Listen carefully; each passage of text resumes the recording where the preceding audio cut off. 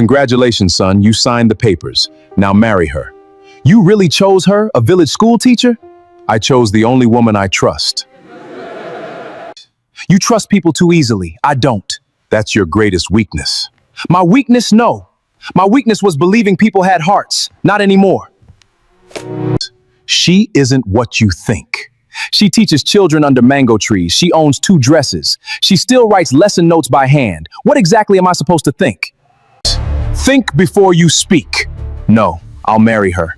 But let's make something very clear. This is not love, it's business. She will have my name, nothing else. You'll regret speaking about her that way. I doubt it. I've dealt with billion-dollar lawsuits, politicians, Hollywood celebrities. She is just a quiet village teacher. Don't underestimate quiet people. I'll do more than underestimate her. I'll make sure she remembers every day that she doesn't belong in my world. Be careful, Damien. Some people hide their strength because they have nothing to prove, and some people hide because they're afraid. We'll find out which one she is. Do you take this woman to be your lawful wife? I do. And do you? I do. Smile. Everyone's watching. After today, your real life begins, and trust me, you're going to hate every second of it. Nobody in that magnificent California cathedral knew the marriage had been negotiated like a business merger. To the guests, it was the wedding of the year.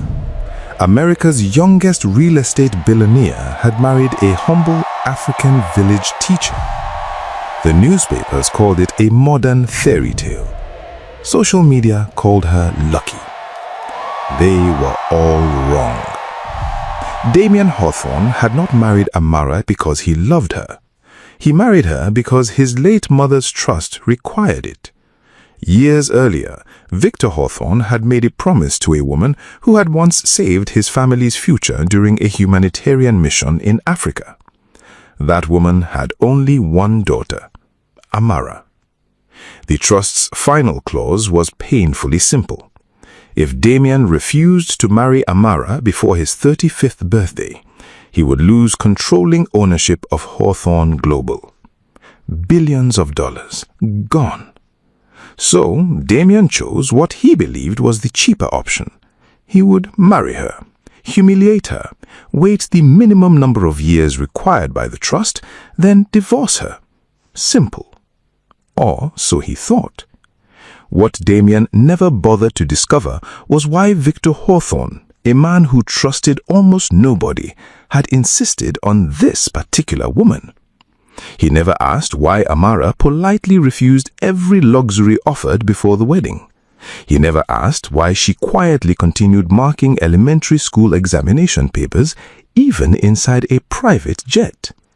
He looked at her clothes, her silence, her modesty, and concluded he already knew everything. That single mistake would become the most expensive assumption of his life, because the woman everyone believed was just a quiet village teacher had spent years protecting a truth powerful enough to shake governments, billionaires, and Damien Hawthorne himself. And before this marriage was over, someone would come looking for her, not to congratulate her, but to find what she had been hiding all along. Welcome to your new home. Don't get comfortable. It's beautiful. Don't mistake beauty for warmth. You won't find any here. I wasn't looking for warmth. Sir, those rooms haven't been used in years. Exactly. She grew up in a village. She'll feel more at home there. It's all right. Please show me the room. Yes, Mrs. Hawthorne. One more thing. Breakfast is at 7. Dinner is at 8. You do not enter my office. You do not enter my bedroom. You do not attend my business meetings. You do not speak unless someone asks you a question. Understood? Are those all the rules? For now. Then they're easy to remember. You're different from what I expected. People usually are. Why doesn't she fight back? Maybe she's stronger than she looks. The old staff quarters sat behind the main mansion, tucked away beneath towering oak trees that had stood on the estate long before Damien was born. The room itself was modest, A neatly made bed, a wooden desk, a bookshelf covered with dust. One small window overlooking the gardens. For most women suddenly married into unimaginable wealth, the room would have felt like an insult. To Amara, it felt familiar. She opened her suitcase. There were no designer handbags, no expensive jewelry, no luxury cosmetics. Only a few neatly folded dresses, several well-worn books, a leather journal, and stacks of children's exercise books waiting to be graded. Mrs. Henderson watched quietly from the doorway. She had worked for the Hawthorne family for nearly 30 years. She had seen socialites cry because a bedroom faced the wrong direction. She had seen celebrities demand imported flowers before unpacking their luggage. Yet this young woman thanked her for carrying a single suitcase. That alone made Mrs. Henderson curious. Downstairs, Damien believed his plan was working perfectly. Every small humiliation was carefully designed to remind Amara that she did not belong in his world. What he failed to notice was that she never behaved like someone trying to enter it. That evening, while the mansion hosted an exclusive cocktail reception for investors, Amara remained in her small room beneath the warm glow of a desk lamp. She wasn't crying. She wasn't praying for revenge. She was carefully marking English essays written by children from the village school she had left behind. Each paper carried encouraging notes in neat handwriting. Excellent improvement. Never stop asking questions. I am proud of your effort. Hours later, she carefully wrapped the marked papers in brown envelopes. The next morning, they would be mailed back to Africa. She had promised her students she would never abandon them. She intended to keep that promise. Meanwhile, inside the glittering ballroom, Damien entertained governors, investors, and television personalities. The guests laughed beneath crystal chandeliers, praising his latest billion-dollar acquisition. Yet among the crowd stood a silver-haired man who had spent most of the evening watching Amara from a distance. He never approached her. He never introduced himself. But the moment he recognized her face, the color drained from his own. His champagne glass slipped slightly in his hand, and he whispered only 4 words to himself. "She's actually here." Then, without speaking to anyone else, he quietly left the party. Outside, he climbed into a black SUV and made a single call. His voice trembled. "I've found her." A long silence answered from the other end. Then came one chilling response.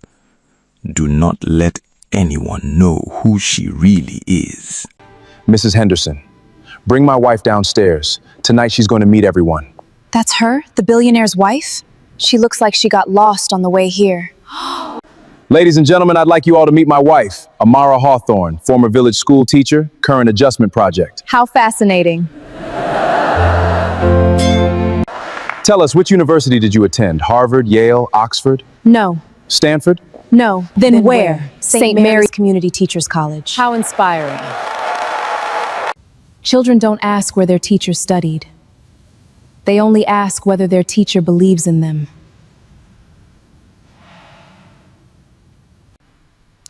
Young lady, may I ask you one question? Of course. Do you still teach? Every day, even if my classroom is thousands of miles away.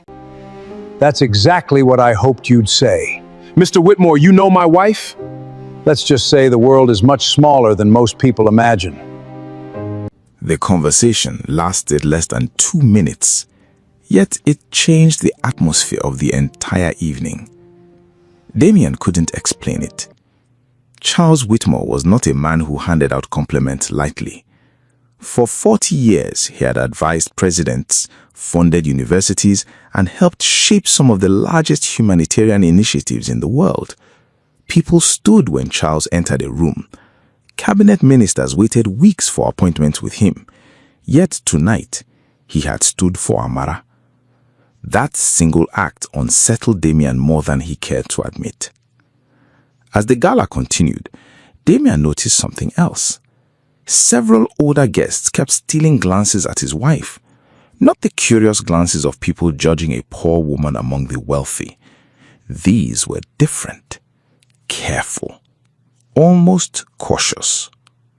One elderly woman quietly wiped away a tear after seeing Amara's smile at a young waitress. Another distinguished guest seemed ready to approach her, but stopped himself at the last second.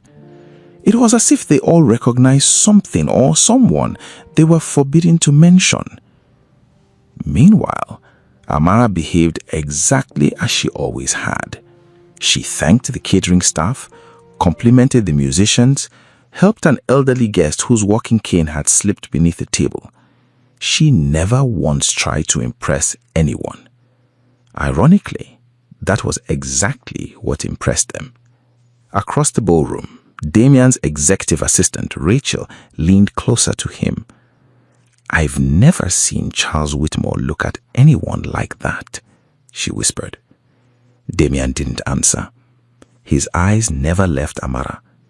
For the first time since their wedding, he wasn't looking at her with annoyance. He was looking at her with questions. Later that night, after the guest had gone home, Damien walked into his private office. A sealed envelope lay neatly on his desk. No return address, no postage, just 3 handwritten words. "Ask your father." Inside, there was only one old photograph. The picture was clearly been taken nearly 30 years earlier.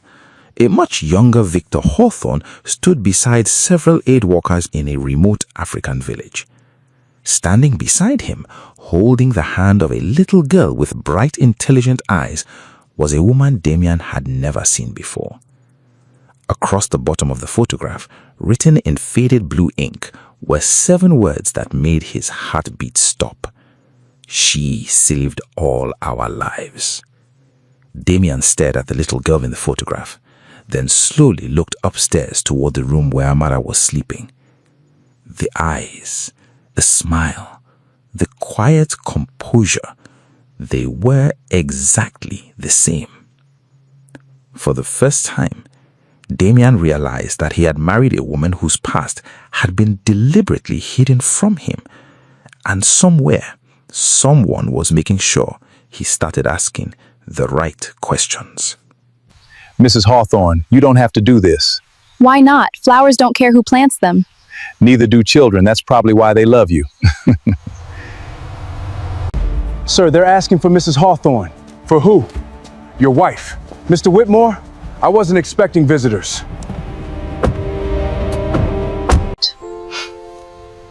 Good morning, Mr. Whitmore. It's been far too long. May I? Of course. Thank you for agreeing to see us. Would someone please explain what's going on? Your wife has been avoiding public attention for years. Avoiding why? Because some promises deserve to be kept. You all know her, yet nobody will tell me how. Mr. Hawthorne, one day you'll be proud that you married her. Who are you? I'm your wife. The visit spread through New York's business community before lunchtime.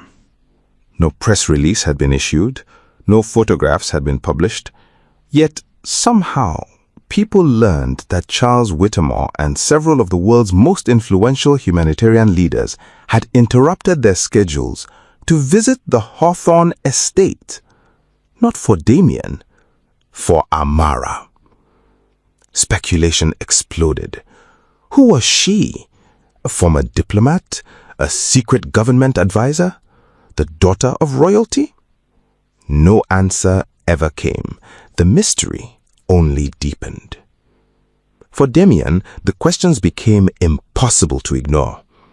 That afternoon, he drove to his father's office carrying the old photograph that had appeared on his desk. Victor Hawthorne barely looked surprised when he saw it. Instead, He quietly closed the office door. For several long moments, neither man spoke. Finally, Damien placed the photograph on the desk. "Tell me the truth." Victor looked at the picture for a very long time. His expression softened with memories he had buried for decades. Then he sighed. "You are never supposed to find this yet." Damien leaned forward. "Who is the woman beside you?" Victor answered without hesitation. "Dr. Grace Adeyemi." Damien frowned. "Doctor?" "Yes," Victor nodded slowly. "Not a village herbalist, not an ordinary teacher, one of the greatest epidemiologists Africa has ever produced." Damien's eyes widened. Victor continued. 28 years ago, our humanitarian team walked into a deadly viral outbreak in a remote region. Governments didn't know how to contain it. Aid workers were dying. We were trapped. He paused. Grace stayed. Everyone else wanted to leave. She refused. She organized quarantines with almost no equipment. She trained villagers overnight. She negotiated with frightened communities. She saved hundreds of lives. Victor's voice became quiet, including mine. Damien felt his heartbeat quicken. Victor reached into an old drawer and removed a faded journal. Inside were newspaper clippings, international medical awards, letters from world leaders, scientific publications. Every one of them carried the same name, Dr. Grace Adeyemi. Damien looked up. "And Amara?" Victor smiled sadly. "Amara was only a little girl. I remember her carrying notebooks everywhere. Even then, she wanted to become a teacher." Damien whispered. "So why has nobody ever heard of her?" Victor closed the journal. "Because after Grace died, Amara made a decision. She rejected every invitation, every award, every television interview, every inheritance connected to her mother's legacy. She believed the work mattered more than the applause." I'm your wife. Victor looked directly into his son's eyes. "She chose to teach children in forgotten villages instead of living off a famous name." Silence filled the office. For the first time in his life, Damien felt genuinely ashamed. Every insult, every cruel joke, every deliberate humiliation he had thrown at a woman who had never once introduced herself by her mother's achievements. A woman who had willingly chosen obscurity over admiration. Yet Victor still didn't answer the biggest question. "So if all of that is true," Damien asked quietly, "why did you insist that I marry her?" Victor leaned back in his chair. A faint smile crossed his face. "Because that's only half the story. And the other half..." He looked toward the window. "Is something even Amara doesn't know." Damien's blood ran cold. If Amara herself didn't know the whole truth, then the greatest secret of this marriage was still waiting to be uncovered. Sir, there are federal agents outside. Federal agents for what? Mr. Hawthorne, we're investigating an international fraud network operating through fake humanitarian organizations. What are you talking about? My foundation is legitimate. We have evidence. What does that have to do with my wife? Mrs. Hawthorne, we've recovered documents your mother hid nearly 30 years ago. Without them, hundreds of millions of dollars intended for schools and children's hospitals would have disappeared forever. You knew? I knew they existed. I didn't know where. Grace trusted only one person, her daughter. We also discovered someone has been funding schools across Africa for the last 12 years using an anonymous foundation. Anonymously? The founder never accepted recognition, never attended ceremonies, never allowed photographs. Every grant was signed the teacher's promise. Who founded it? She did. My mother believed a child shouldn't lose an education because adults failed them. I simply continued her promise. All these years while I was trying to embarrass you, you were building schools? Not schools, hope. That's why I wanted you to marry her. Not because she needed your name, because I hope one day you would become the kind of man worthy of hers. Everything Damien believed about power collapsed in a single afternoon. He had spent years measuring people by luxury towers, private jets, investment portfolios, and headlines. Amara measured success differently. One child who learned to read, one classroom that stayed open, one village that refused to give up on its future.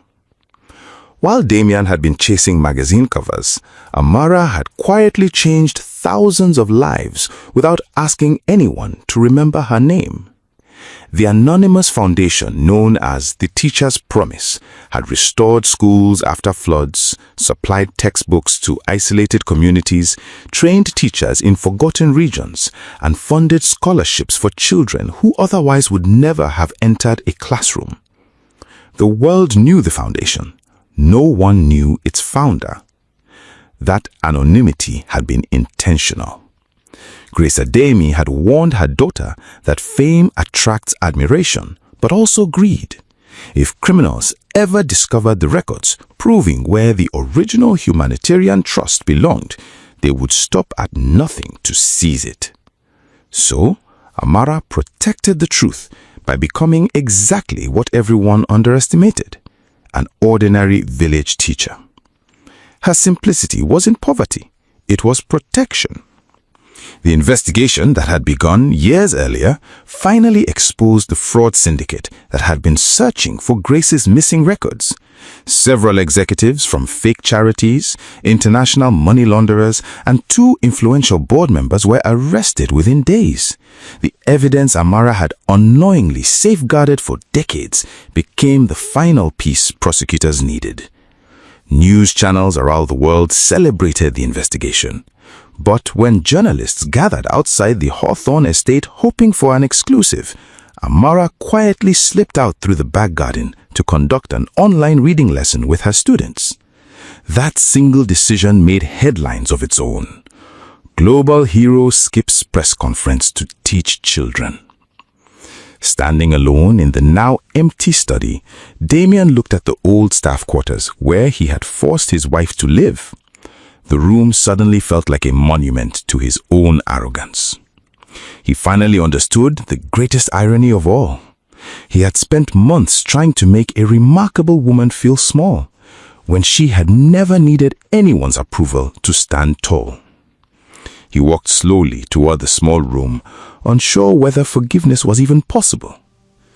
Behind the closed door, Amara was packing her suitcase, not because she wanted revenge, but because she believed her work there was finished.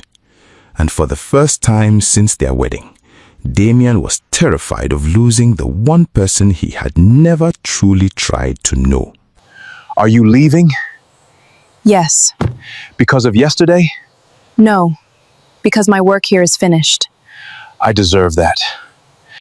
I insulted you, humiliated you, treated you like you were beneath me. And you never once returned the favor. Why? Because hurting people doesn't heal hurt people. Can you ever forgive me? I forgave you the day we got married. What? Forgiveness doesn't mean trust. Trust has to be rebuilt. Then let me rebuild it. Not as a billionaire, not as your husband, as a man who finally understands how wrong he was. There's one more truth, and both of you deserve to hear it. Read it. If my daughter chooses to walk beside you, protect her kindness. Never mistake her silence for weakness. And if one day you discover that she is stronger than you imagined, do not be ashamed. Become strong enough to deserve walking beside her. I can't erase what I did. But if you'll allow me, I'll spend the rest of my life becoming the man your mother hoped I'd be. Walk beside me. Don't walk behind me. Don't ask me to walk behind you. That's where healing begins. 3 months later, The east wing of the Hawthorne estate no longer stood empty. Damien had ordered the old staff quarters restored, not into a luxury suite, but into a small learning center where the children of every employee on the estate could receive free tuition after school. When reporters asked why, he answered with a smile. Because every child deserves a teacher who believes in them. The answer surprised the world, but it didn't surprise Amara. Together, they transformed the Hawthorne Foundation. The lavish galas became fewer. The classrooms became more numerous. Scholarships expanded across Africa, Asia, and underserved communities in America. Thousands of teachers received training. Libraries were built where there had once been abandoned buildings. Technology reached villages that had never known reliable internet. Every project carried the same inscription, the teacher's promise. But one detail quietly changed. For the first time in 12 years, the foundation revealed its founder, not to glorify her, but to inspire others. When journalists finally interviewed Amara, they expected speeches about sacrifice and success. Instead, she smiled and said only one sentence. The greatest investment in the world is a child who believes tomorrow can be better than today. That quote traveled the globe, yet back in the small African village where her journey began, nothing much had changed. Children still ran barefoot to school. The old mango tree still shaded the dusty playground. And every year, without cameras, without headlines, Amara returned to teach one class, just one, because she had never forgotten where Hope first learned to read. Damien always accompanied her, not as the billionaire everyone admired, but as the volunteer who arranged desks, painted classroom walls, carried boxes of books, and listened to stories from children who had never heard of Hawthorne Global. They knew him by a different title, Mr. Amara. It always made the children laugh, and for the first time in his life, Damien didn't mind being known by someone else's name. He considered it the greatest honor he had ever received. Years later, when Victor Hawthorne quietly passed away, he left behind a final letter. It contained only one sentence. My greatest legacy was never my company. It was introducing two extraordinary people to each other. Damien folded the letter with trembling hands. He looked at Amara. She smiled. Not the smile of a woman who had won, but the smile of a woman who had quietly remained true to herself from beginning to end. Sometimes, the strongest people in the world are the ones who never feel the need to prove their strength. Sometimes, the richest inheritance isn't money, it's character. And sometimes, the quiet village teacher everyone underestimated becomes the person who teaches an entire world what greatness truly looks like. Every day, people are judged by what they wear, where they come from, or how much money they have. But as Amara's story reminds us, appearances can hide extraordinary purpose. The people who speak the least are often carrying the greatest wisdom, and true greatness is revealed not by status, but by service. If this story touched your heart, don't forget to like the video, subscribe to Sweetest African Folk Tales, and share it with someone who believes kindness is never weakness. Until our next story, remember this: never underestimate a quiet soul. They may be carrying a destiny louder than the world has ever heard.